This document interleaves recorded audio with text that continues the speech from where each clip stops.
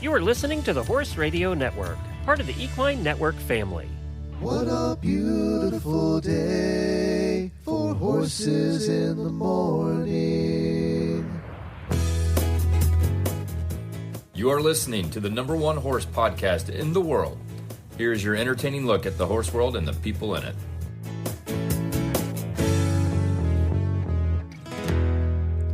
Well, good Wednesday morning, everybody. I am Glenn the Geek in Ocala, Florida. And I'm Jamie Jennings in Norman, Oklahoma. You're listening to Horses in the Morning on the Horse Radio Network for Wednesday, May 28th, episode 3,700. Good morning, horse people. We used to celebrate the 100s. Now it's just another 100. Now we're celebrating the 5. Wednesday, the day we cover Glenn's favorite topic, horse health. And Jamie makes you feel better about yourself with the latest weird news from around the world. Let's go! Happy Wednesday! Well, we do appreciate you all being here on this Wednesday. We have an interesting educational show planned for you today. We're going to learn equine first aid. You know, right now it's very important that we all learn it with the lack of vets around. And we have Myriam joining us from Equi-First Aid. She's here to tell us all about it. I have my Horsey History highlights prepared for today for this month. And do we have weird news? Yeah, we certainly do. Weird stuff still happens all over the world. Okay, good. And then in the Auditor Post Show, we're going to meet one of our terrific auditors. Her name is Rebecca. She just moved to Colorado. So we're going to continue meeting our auditors every week, and we have her joining us. But first, I heard from another listener. She sent me an email. AI is getting so much better at all this stuff. I mean, so much that it's getting creepy. But this listener, Ellen, sent me this email and said, I searched for how to put a Western bareback pad on a horse. And this is the advice that came up first. Number 1, to put a Western bareback pad on a horse, follow these steps. Number 2, concentrate on your seat and maintain a center to keep from falling off. Number 3, sew the pad together. Number 4, cut the pad out of felt. Number 5, use a hot needle and glue to attach the pad to the horse's back. What? Number 6, practice riding with the bareback pad to improve your feel and rider skills. I think we still have some learning to do there, AI. We still have some learning to do. Dude, you know what I've been seeing a lot of in the AI world? So now, you guys, hot tip. When you do not buy anything from people on Facebook, especially when they say send PayPal friends and family. So they've got a thing now where the AI is so good. The AI is typing back and forth to you when you're asking, like, especially if you put like an ISO ad up, and they'll say, hey, you want this? PayPal friends and family. And so now people are saying, we at the consumer think we're getting smarter. Could you put a picture of my name on a piece of paper and hold it in front of like those stirrups?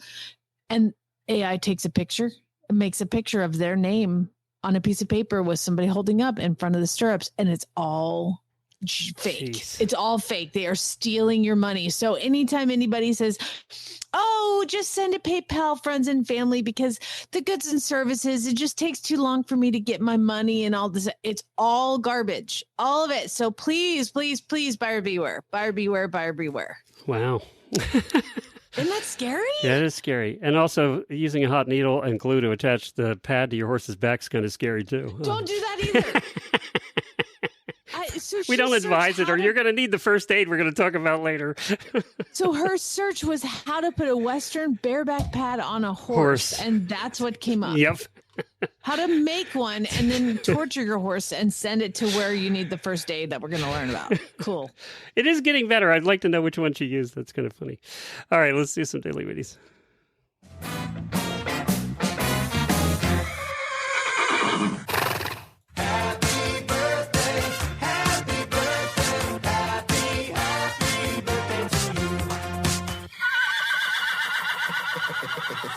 Happy birthday to a couple of our auditors, Shauna Ensign and Chelsea Tipton. Happy birthday to both of you. I haven't talked to Chelsea lately. Used to talk to her all the time. Chelsea, reach out. Say hi.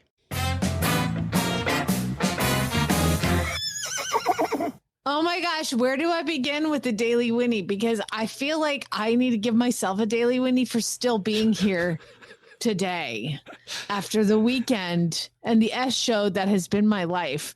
Starting with Friday, I think it was Friday or Saturday.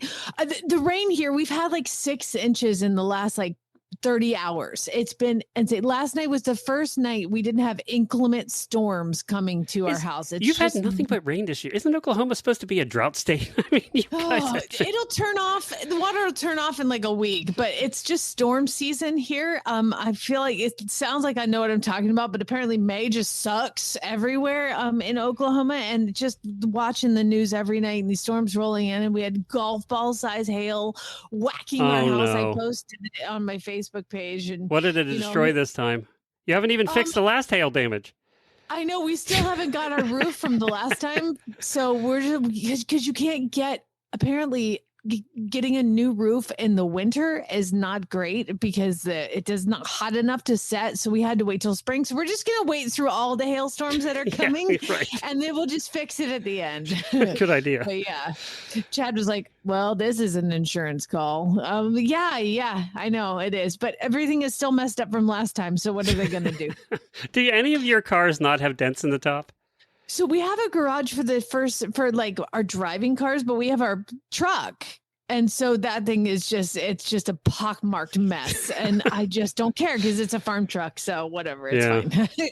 You just replace the windshield every couple months. Just have them come out. It'll be fine. You know that auto thing where you can order stuff from Amazon? You just have them send windshields every 2 months. Just ship them. Just auto ship windshields to us. And between that and then I will say that the bright spot of my weekend was riding my horse. You guys, I mean, we all know horses are just the best part of our day. They're just the therapy that we need to have, because I swear to God, yesterday I was ready to, I don't know. I had a few pickle juice vodka martinis last night is what I'm going to tell you, because I did take Chad. Thanks for men and Glenn. Thank you so much for reaching out to him, because I know you've had this a lot. Chad had his first colonoscopy, which he did not want to do. And I made him do it. And I'm really proud of him for doing it. And it's never fun and it all sucks. But what is really fun is my husband waking up from anesthesia is like the best thing. He's had other anesthesias that he woke up. This time he was real sweet. I walk in the room and he's behind the curtain, and I walk in and he goes, I didn't even get their names. I didn't learn anybody's names. I didn't get it. I don't even know their name. Like, baby, it's okay. It's okay. They'll forgive you for not knowing their names. It's okay. And this lady comes in and he's like, what's your name? And she's like, I'm Claudia. Hello. Good to see you again. And so she leaves and comes back and he's like, what's your name? I'm Claudia. Same. Yeah. Nice to meet you again. Some people just take a while. I'm like one of those people that I wake up instantly. I've had so much anesthesia, I just wake up and I'm awake. Really? Yep, yeah, it's crazy. It's crazy. He does it. But like I had to go to North Oklahoma City, drop Homer at chemo, then I had to come home, pick up Chad, take him to his colonoscopy, then wait with him, pick him up, and then they call me Homer's ready. So then I take my sedated husband all the way to North Oklahoma City to pick up Homer, who then we get home at Who's starving by that point. Oh my God, he was a mess. He's in the car. He's like, I just want coffee. And I'm like, why do you want coffee if you haven't eaten for 36 hours? Like, no, eat some food. And then we come home and they're like, oh yeah, time for the Oklahoma Turnpike Authority meeting. So we went to the Turnpike meeting last night and were you arrested? Did you get arrested?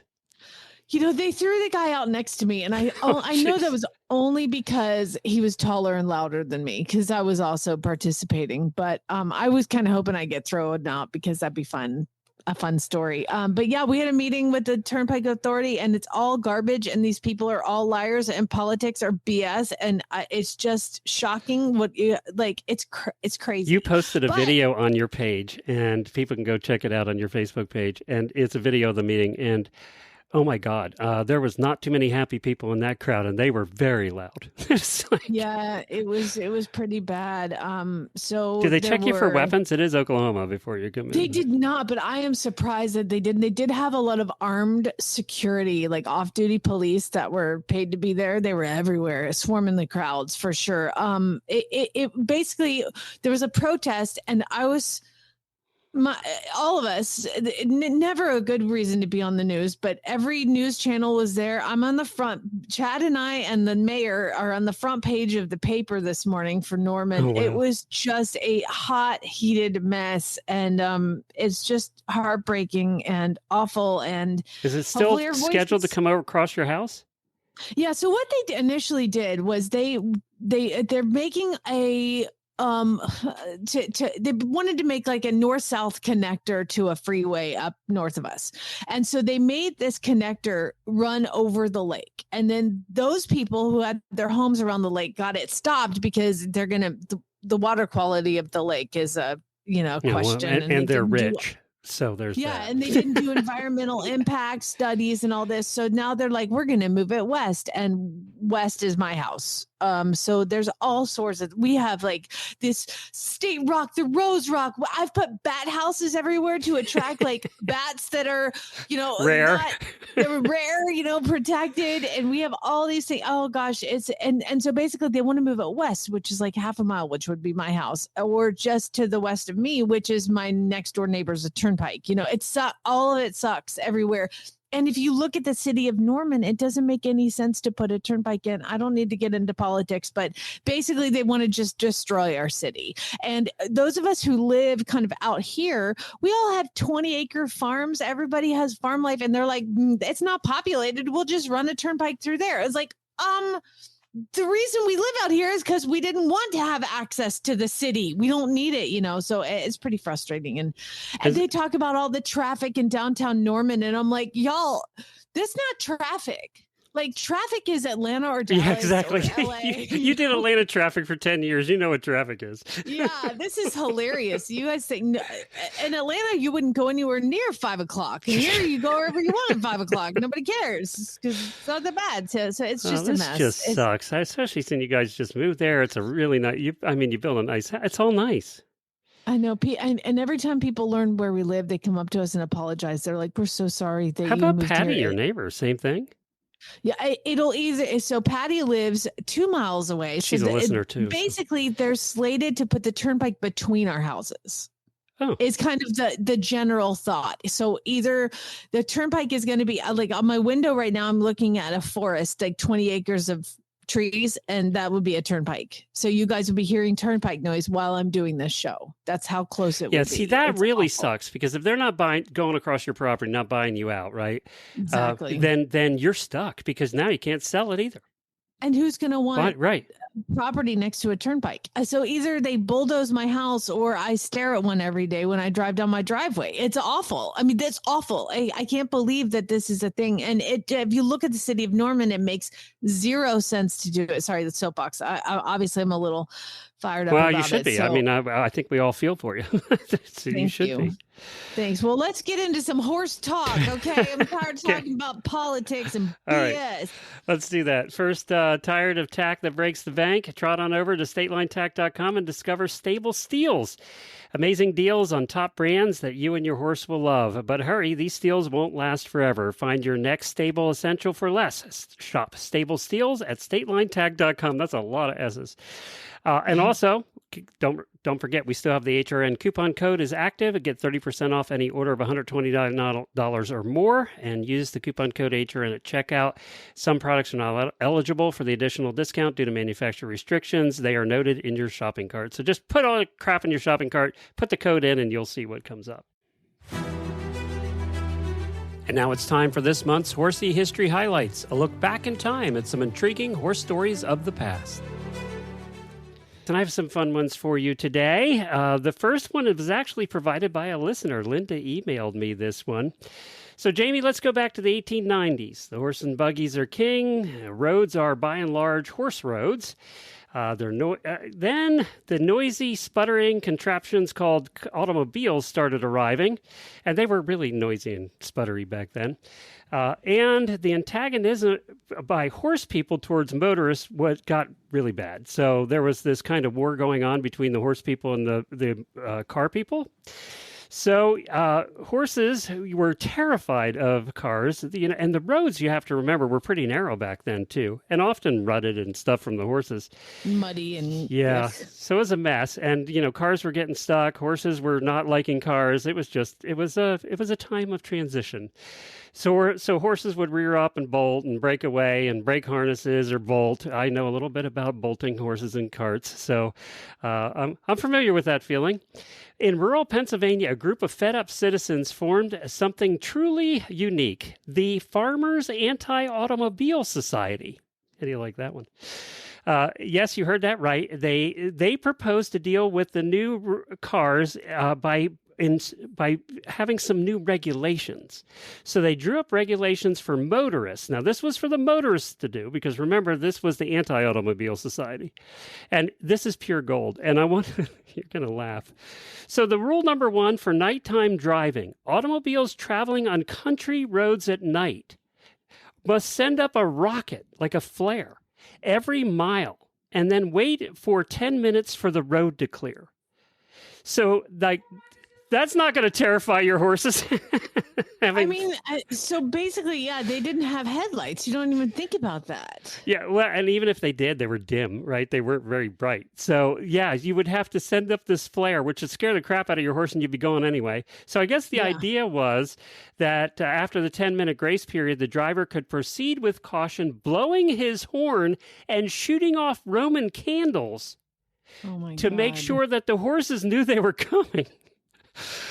Oh, a scooter would have been gone. I'd have been in the next state. Your air vest pops and your horse freaks out. I can't imagine. Roman candles coming at you down the road at night. Okay. Then for approaching a team of horses, that's more than one horse, if the driver of an automobile sees a team of horses approaching, he has to stop, pulling over to one side of the road, and cover his car with a blanket or dust cover, which is painted or colored to blend into the scenery, and thus render the car less noticeable. So you had to carry this camouflage thing. You know what horses love is when you hide an object from them as opposed to let them look at it. Yes. I don't know if the horses were different back then than our horses, but anyway. And the absolute favorite, this was the one, for a truly stubborn horse. In case a horse is unwilling to pass an automobile on the road, the driver of the car must take the car apart as rapidly as possible and conceal the parts in bushes. What? I'm assuming this didn't pass. No, apparently none of this went through, but it was a thing. It's not made up by AI. I researched it. Was in a couple different places. So, yeah, you had to dismantle your car and put it in the bushes till the horse went by, and then you could put it back together again. Nice. That was from the Farmers Anti-Automobile Society, which sounds like something they do in rural Pennsylvania. Now we're going to go back further in time to King Henry VIII, everybody's favorite king. Is he? To talk about.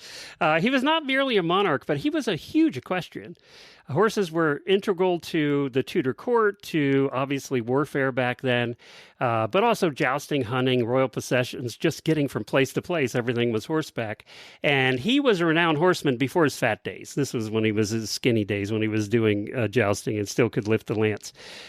So he was very active in hunting and jousting and doing all of that stuff, but he was also very active with the horses. He wanted to improve English horses and the kind of breeding of English horses. So he actually had it legislated that recognizing the quality of the horse was directly linked to military strength and national prestige. And he enacted several significant statutes aimed at regulating breeding and increasing the size and quality of the horse population. Get this, and this was law.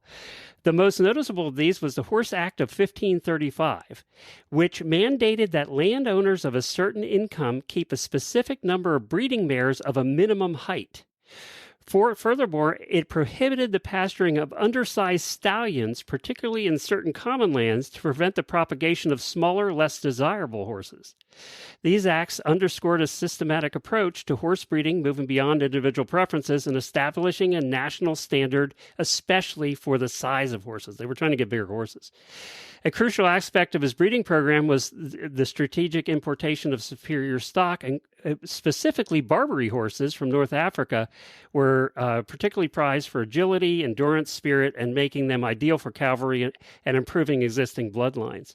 So he also brought horses in from Italy, which were great at classical training and dressage, and he put those into the breeding program as well. So he had this breeding program going the whole time, and it was because of his breeding program in the Tudor era that many new breeds came about, and that England became known as a place with some of the finest horses in the world, and still today. A lot of that came from King Henry VIII and his breeding programs of his horses, trying to make better horses for war, basically. So I just thought that was fascinating. You don't I'm think? glad he makes lives better for horses. Not so much for wives. His wives and his breeding program there leaves a little to be desired. Yeah, and he wasn't so good at breeding anyway. No. So maybe that's why he focused on the horses. Now we're going to go a little further up in time, and we're going to go to the American Civil War to General Ulysses S. Grant. Do you know what his famous horse was called? Do you remember? Traveler. No. Wrong one. This is General Grant. His horse was Cincinnati. The other side was Sorry, Traveler. I don't know my Southern generals well enough. This is the Northern General. So Southern General was Traveler. Ulysses S. Grant had Cincinnati, and Cincinnati's well known because there's a lot of statues in Grant and Cincinnati around. But he was a powerful chestnut thoroughbred, and we're going to get into some history here that you may not know about Lexington, Kentucky. So he was a chestnut thoroughbred, which was unusual at that time for war horses, too. He was a gift to Grant shortly after the Battle of Chattanooga in 1863. He was Grant was really a superb horseman, as you had to be back then. And he really liked horses, though. He had a fondness for them. And he was Cincinnati was the son of Lexington, the famous racehorse, who held the record as the country's fastest 4-mile thoroughbred. Did you hear me right? 4 miles. 4 miles. 4 miles. We don't run 4-mile races anymore, do we, Jamie? So I always thought that the city of Lexington, Kentucky was named after the horse Lexington. Did you think that? No, well, to be fair, I know a little bit about this. Okay. Go ahead. So in 1775, a group of pioneers who were camped near a spring when they heard the news of the Battle of Lexington, Massachusetts, the first battle of the American Revolution, they honored the battle by naming their settlement Lexington, and that ended up being Lexington, Kentucky. The horse Lexington was named after the city. I thought it was the other way around. Yeah. The timeline was fairly close, but yeah, the horse was named after the city. Yeah, I always thought I don't know why I thought it was the other way around. I just did. That'd be way cooler. Yeah, I know. It'd be way cooler. It sounds like something Lexington would do. Right? Yeah, exactly. Cincinnati's presence beside Grant became a familiar sight in the campaigns of 1864 and 65, especially during the long campaign through the South, chasing General Lee around. And he was described as placid in demeanor, and they did note that he came alive amidst the sounds of battle, exhibiting a spirited enthusiasm that required a firm hand to hold him back. So apparently, let me get this straight. Hold on. So Cincinnati was a son of Lexington, the racehorse. Yeah. So who was the general? General Grant, the leader of the Union Army. Yep. So basically, General Grant started the whole OTTB Second Careers program. Because here we are taking an OTTB and making him a war horse. Yep. You've had a couple that could have been war horses. I know. I've got plenty. And then I have some that would not make good war horses. But basically, you know what? Cincinnati is now the poster child for the OTTB Second Career Program. There you go. Okay. There you go.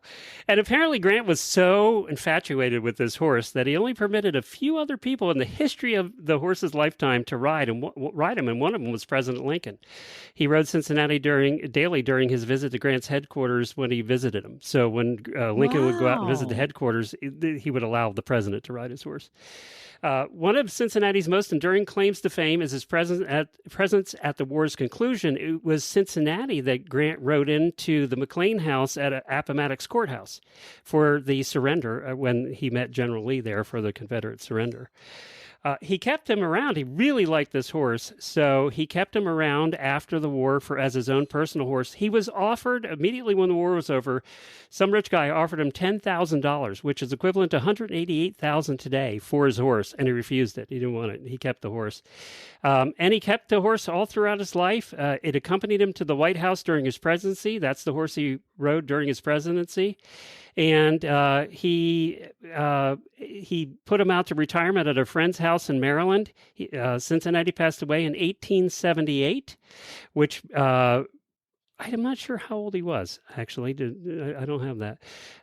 But he was one of the... Equi-Base. Yeah. Look him up on Yeah, Equi-Base. look him up on Equi-Base.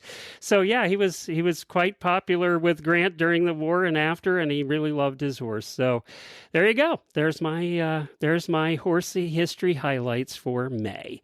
I hope you learned something. Up Cincinnati on Equi-Base. Come on. We got listeners that work for them. Yeah, I wonder if he's on there. I found him. Cincinnati, foaled October 27th, 1990 in Uruguay. Never had one race. Never had one race. Huh. This reminds me, I need to talk about the 4-mile, record. I need to talk about racing in the early days. I need to put that into one of the history segments because it was crazy the amount of miles and things they did in racing back then. Remember, they used to race through the streets of the city. They used to close the city streets down. It was like Formula One. They used to race through the streets. So I'll do that. I'll put that on, make a note and do that for next month. Was not born by Lexington. Cipador from Argentina was its sire. Yeah, I think that's a different one. Well, let's get to our guest. We're going to talk a little bit about how to get trained up to learn about first aid. This Horse Health Report is brought to you by Daily Dose Equine, non-GMO core nutrition for horses and ponies of all ages. Right now with the lack of vets in the world, and especially in this country, and I know a lot of our listeners are hours from a vet, it's more important than ever for riders, for us to focus on learning some equine first aid. And there's an organization out there called Equi-First Aid, USA.com, that is doing that. And Myriam is with us today, and she's going to tell us more about it. First of all, Myriam, where are you located? Hi, I'm in New Hampshire currently, but like most of our instructors, I travel. So I was just in Maine to teach this last weekend, and 2 weeks ago I was in Connecticut. And you have instructors all over the country, right? In most states, although we're still lacking people, especially in the Midwest. So if any of your listeners are interested in potentially joining us, I'll give you my information at the end, and please reach out. So what is Equi-First Aid? Tell me about it. So the company started about almost 20 years ago now, when our original founder, Heather Davis, was sitting down with her vet, and she's located in Canada. And in Canada, it can be even worse with the time it takes the vet to come out, because a lot of people live very remote and distances to travel can easily add up. And she was sitting down with her vet and going, we need to know what to do until you get to us. So they decided, hey, let's bring the vet's knowledge and Heather's ability to ride and educate and put a course together. And that's how it started. She started just educating people around her, and it kept growing because horse owner wanted to know, especially with a program that was designed by a vet, but was offered regularly, because my vet offers classes like this, but they can only do it once a year because they don't have the time. They're busy educating the owners on the go and just taking care of the horses. And so it grew and grew and grew, eventually came across the borders into the US. And then last year it split from Canada. We still share all our knowledge, all our courses. It's just that the management is separate now because Heather, she's doing so much. It got a little bit more than she could really keep a firm eye on everything. Plus, the legalities in the countries are different. In Canada, for example, they're allowed to teach suturing. Here in the States, I'm pretty sure I would get in trouble if I taught my students how to suture up their horses. Yeah. So, and you have a lot of different courses here. I'm looking at equine emergency first aid, advanced first aid, and from trailer safety to disaster plan. I mean, all kinds of different courses. It's not just one anymore. Oh, no. We keep adding. And little sneak preview, we're having a new one coming up. And that one is specifically for all of you who find themselves with a pregnant mare and don't know what to do. It's our Mares and Foals program, and it includes everything from mare health before she even gets pregnant through delivery to foal health. We're even bringing in a foal CPR dummy so you can learn how to do CPR on a baby horse. So what you guys are really looking for, and we have a lot of barn owners out there listening right now across the country, you really need people to hold the classes, right, at their farms and encourage the local community to come out? Yes.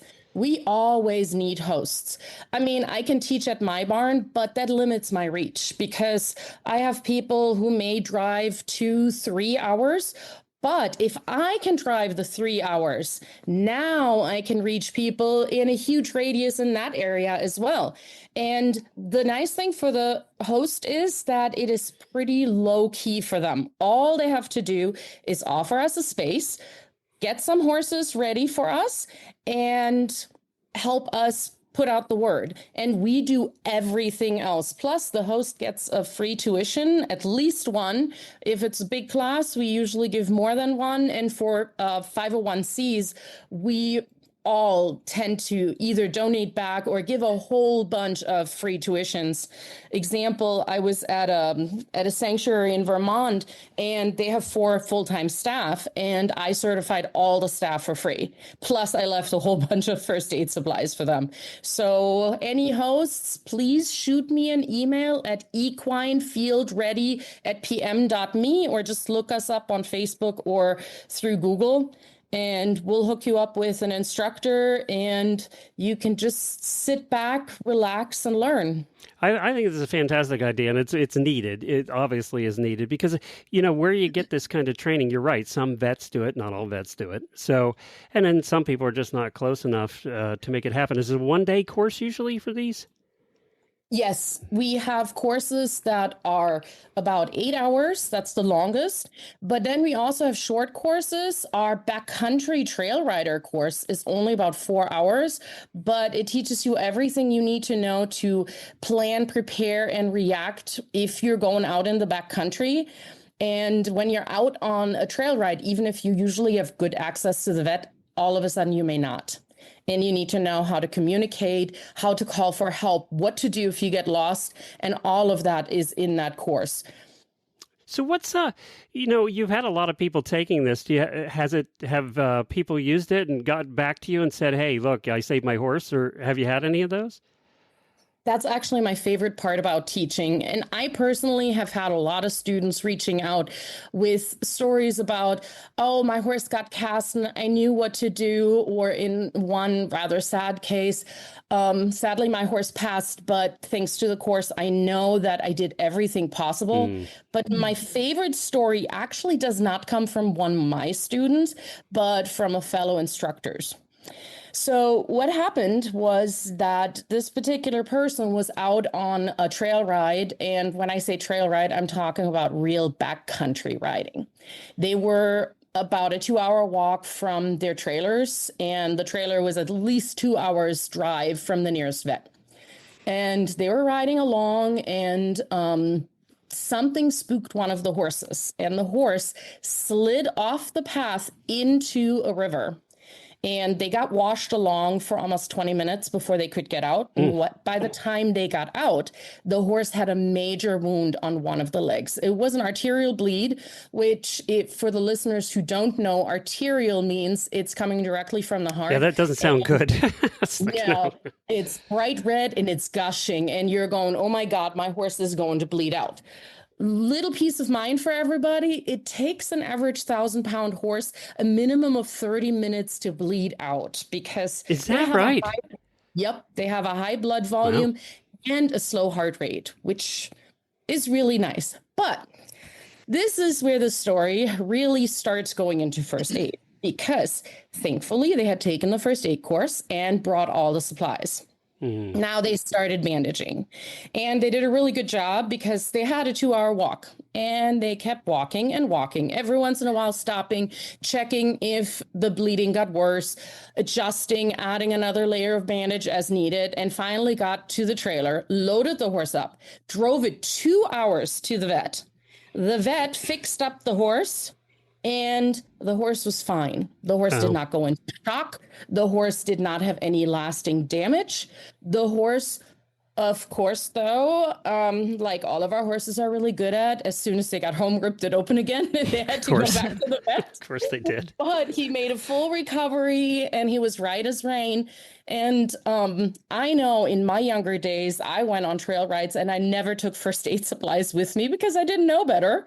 And I got really lucky. Nothing like that ever happened, because this horse would not have survived if they didn't know what to do, if they didn't have the supplies, and they used up all of their supplies. I bet they did. And you know what? Yeah. You're right. If you didn't have the bandaging and stuff, you could have used clothing, but how do you keep it on? It would have been a nightmare.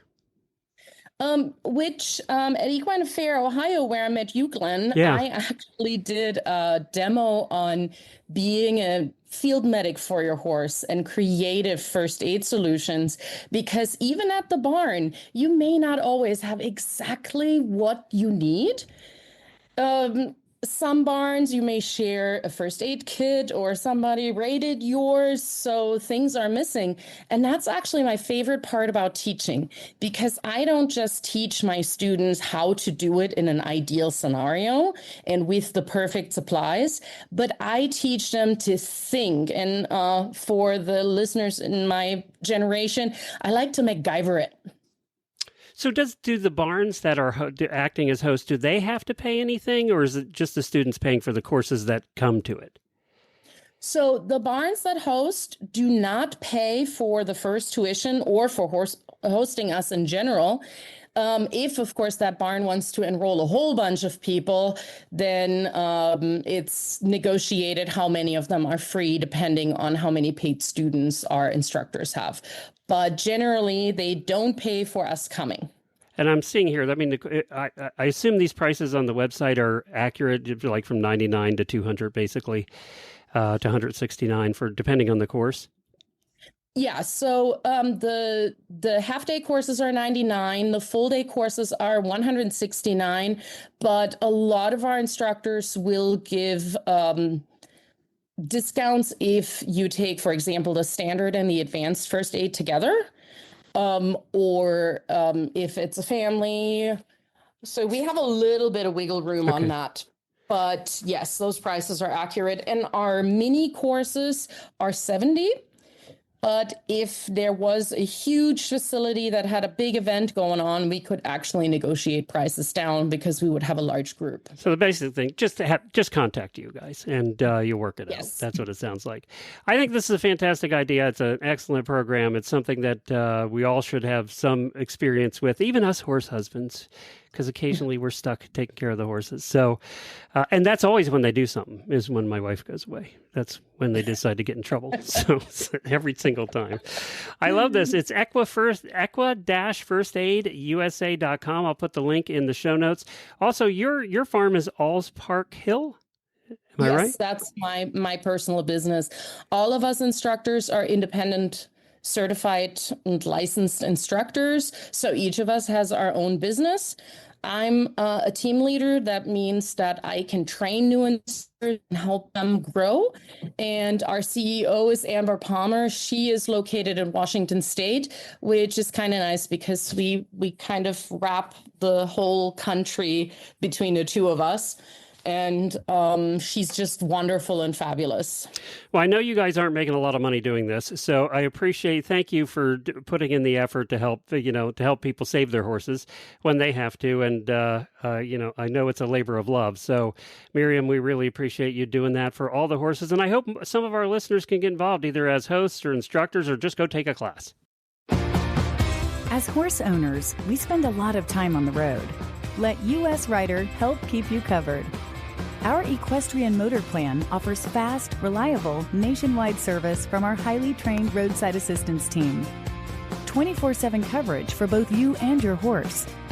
Membership includes horse trailer servicing, towing, flat tire repair, even on dual wheels, battery assistance, and lockout service on any vehicle in your plan. We also have your equine companions covered with referrals for emergency vet services, farrier referrals, and emergency stabling assistance. Get peace of mind on the road for you and your horse. Join US Rider today.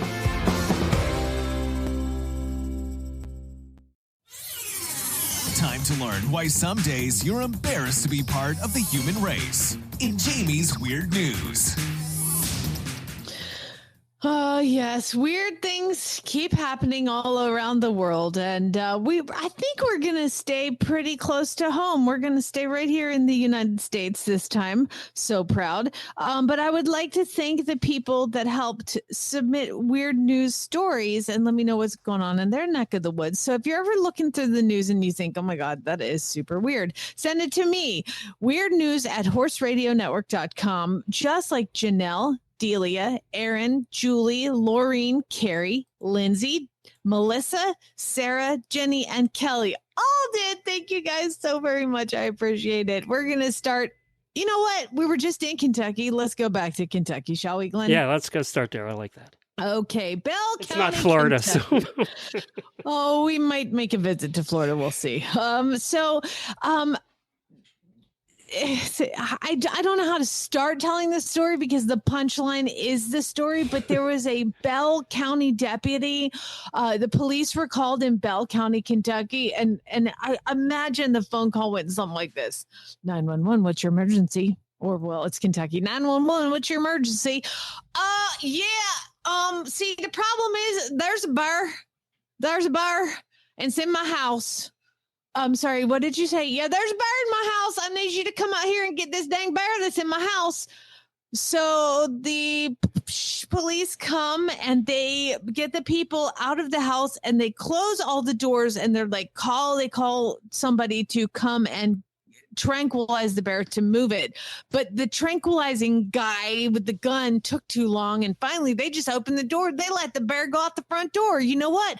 He just got on away. No problem. But do you know, here's the scary part is the bear didn't come in through the front door. The bear came in a different way. It turned out that they had a ladder that was propped up against the side of their home. No. He climbed the ladder? So the bear climbed the ladder, and they determined that the bear got into the home by climbing up a ladder outside and then squeezed through an opening into the attic. See, here's what happened was my mama was sitting on the couch, and she's just watching TV, not paying no attention, and all of a sudden, the bear fell through the ceiling. Oh, my God. That's right. The mom was laying on the couch and the bear fell through the ceiling after climbing the ladder and going into the attic because the bear doesn't know to stay on the little piece of wood. It just walked right through. And so she's the daughter said, it about fell on my mama. Would you ever be right again? Oh my God, never, never. And here's the thing is they didn't even get to tranquilize it and move it. They just let it back out. So there's still bears standing outside waiting for them to go to sleep. Oh my God. They said, everybody's okay. They just shook up. Oh yeah, I bet they're shook up. They just shook up. They'll be fine.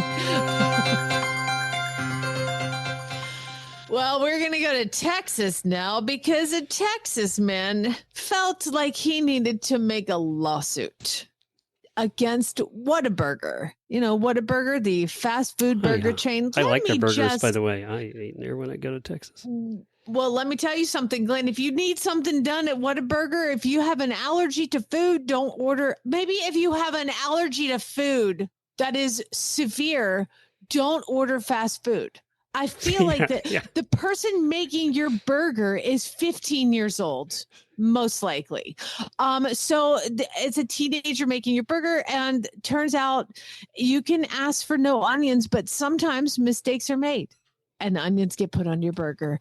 Well, Demery Ardell Wilson, he decided that he claimed that Whataburger, quote, failed to act in accordance with the appropriate standard of care, causing Wilson to suffer personal injuries because, you know what? He ordered a Whataburger with no onions and they put onions on it. And he's allergic to onions. And so he has sued them for $1 million. That's right. I've never heard of anybody allergic to onions. Have you? I don't know, but I don't think it's a thing. He just got onions on his burger. So the other thing, as a juror, I would say you didn't notice the onions on your burger before you ate it. I don't know. If you're like super allergic, like deathly allergic to something, would you check? Yeah, that's what I would think as a juror. That's what I would say. I order things with fake meat in them, you know, like Tropical Island Smoothie has this great chicken sandwich, buffalo chicken, but they have vegan chicken that they'll put in, the plant-based chicken. So every time I order it, I have to open it and make sure that there's plant-based chicken. You would think if you're deathly allergic to like peanuts, you'd make sure what you were eating didn't have peanuts. Yeah, take the peanut sauce off of it. Oh my God. So did he win? It is well, it's on court. Okay. But you know what? I'm assuming Whataburger has some lawyers on retainer. Yeah, I'm assuming. They'll be settling out of court for $5,000. Yeah. All right. Well, now we're going to head to Franklin, North Carolina, because, you know, he was honest. He was honest because a North Carolina man called 911 on himself, okay, because he was driving down the road and apparently he ran off the road and his vehicle was launched off the highway and up into the air. And like, it was one of those, I think it was like an overpass. So he launched off the overpass and ended up like down in a culvert down below. So his little white truck, I see pictures of it. It flew off of the overpass and landed next to the freeway down below in a like culvert ditch area. This is why I don't like bridges right here. This is just feeding into your bridge phobia, Glenn. Okay. So this was near the Holly Springs Plaza in Franklin, North Carolina. And so what happened was he wrecked his car and then he got out of his car and proceeded to walk up to the nearby Ingalls Gas Express station. And, you know, he called 911. He had his stuff together. He called 911 and he's standing outside the gas station. He's like, yeah, I wrecked my car. I need some help. And then so he hangs up and they're like, police are on the way. And he hangs up and he's like, wow, I'm kind of hungry. Like, but there's food right inside that gas station. So he then proceeded to pick up a rock break out the window of the gas station. Then he went into the gas station because there's pictures of this everything. Is all after he called the police. After he called the police on himself for having a one-car accident, driving on the wrong side of the road and running off the road and falling down into a culvert, off the bridge onto the other side, calls the police. I need a wreck. I've got a crash. So then he finds a rock, breaks into the door. He breaks a glass door of the gas station. And I guess when he went in, he didn't really know what he wanted, Glenn, because the photos of this, he didn't just pick up an item and eat it. He ransacked the whole place. It's like he just went and knocked everything off the shelves drugs in the bad. Merchandise area. They're calling it drugs are bad. Now, the other part was when he broke the window, he actually lacerated his arm fairly violently. It's like slitting your wrist, you know, and like there's blood everywhere. So he survives the car accident without injury and then hurts himself breaking into the store. He sustained, quote, serious laceration when he entered the store through the broken glass. He also did sustain some injuries in the vehicle crash and the break-in. So he was arrested and taken to the hospital, and authorities said the investigation is ongoing and charges are pending. Yeah, let me guess. Inebriation would be my guess. I would imagine there were some drugs involved. Yes, I think. Speaking of the drugs involved, those of you that sent me that story, I can't do that story, but I did enjoy reading that story. Okay, moving on. Well, where are we going to finish? Florida.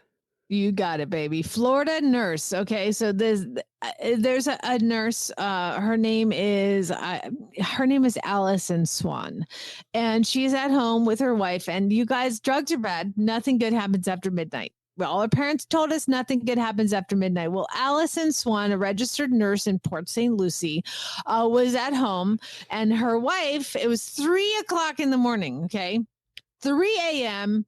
And allegedly, well, that's when the police were notified of the incident. Okay. So her wife is a 40-year-old. And I guess at 2:30, 3:00, the wife was like, man, I'm hungry. I'm going to make me some nachos. To then Allison Swan, 39, turned to her life partner and said, you shouldn't be eating this late. You're fat. Well, that always goes well. That started a fight. You know, it doesn't matter whether you're a male-female couple or female-female couple. It's still not something you probably should say. No, you don't say that. No. Don't say that. So apparently the two begin arguing, and Allison decided to take those nachos that she had been microwaving, and you'd taken that cheese sauce, and she poured it right down the back of her pants, Glenn. She shoved the nachos and the cheese sauce down the back of the victim's hot pants. Cheese. Oh. Cheese down your butt crack. Apparently they begin arguing. She ran into the bedroom to change. That's when she actually called her friend and put her friend on speaker and set the phone down. So the friend heard the whole thing so she could get, so her friends are up at 3 a.m. as well. So they began fighting. The woman who shoved the cheese sauce down the pants attacked her physically, slamming her into the wall, It was just a huge fight erupted. And then the police came. And so they walk in, and the police got Allison and put her off to the side and said, what happened here? And she's like, nothing. Everything is fine. We just had a little chat about, making some food at night. And I just think it's too late. And she just needs to watch her weight. And then, of course, they contacted the wife who was attacked. They were like, yeah, we found some lacerations and some cheese sauce down her pants and some cheese sauce on the wall and some cheese sauce on the floor. So Allison was arrested and taken into custody and charged with domestic battery. So her next court appearance will be next month. So hopefully we'll get some details on that. So is hot cheese sauce considered a deadly weapon?